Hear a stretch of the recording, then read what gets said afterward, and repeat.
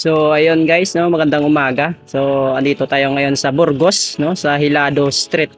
So dito ako nakapwesto. Dito ako nagluluto ng banana Q tuwing linggo.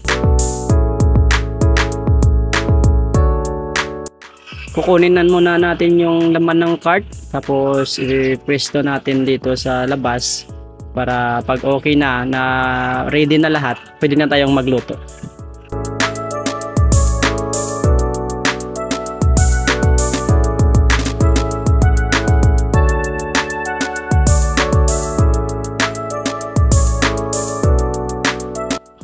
Pagkatapos nating kunin lahat ng laman doon sa cart, ihahanda na naman natin yung kawali. Tapos lalagyan muna natin ng hangin itong tangke para pwede na tayong magluto.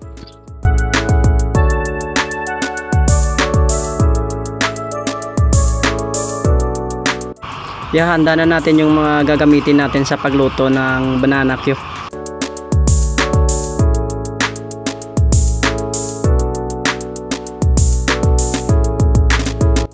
Pag mainit na yung mantika natin, lalagyan muna natin siya ng konting asukal.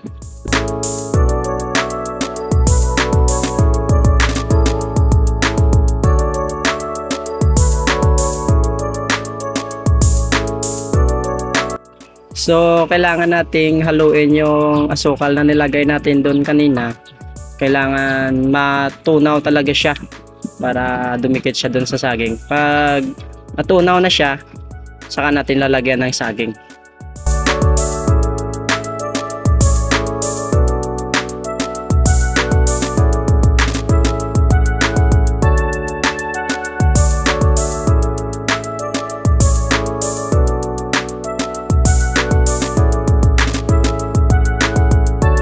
Tatansyahin lang natin yung ilalagay natin na saging, tapos lagi natin siyang hahaluin para hindi masunog yung sa ilalim na saging.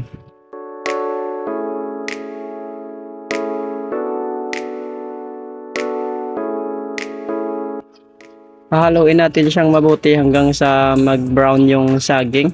So kailangan talaga brown siya para maluto talaga yung saging at dumikit yung asukal. Pag nag-brown na yung saging, lalagyan ulit natin siya ng asukal.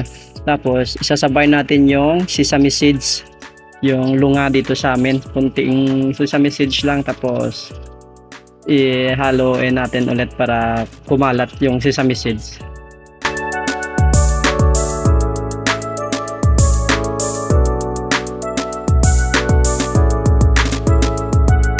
Kailangan natin siyang haluin ng mabuti hanggang matunaw at dumikit yung sesame seeds tsaka yung asukal. Pag luto na siya, lalagyan na natin ng konting margarine para masarap yung banana Q natin.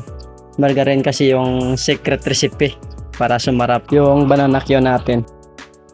Hahaluin lang natin siya ng mabuti hanggang sa matunaw yung margarine at kumalat sa lahat ng saging para masarap. Pag luto na yung banana Q natin, patayin na natin yung apoy. Tapos pwede na natin siyang kuhain at lagay sa stick.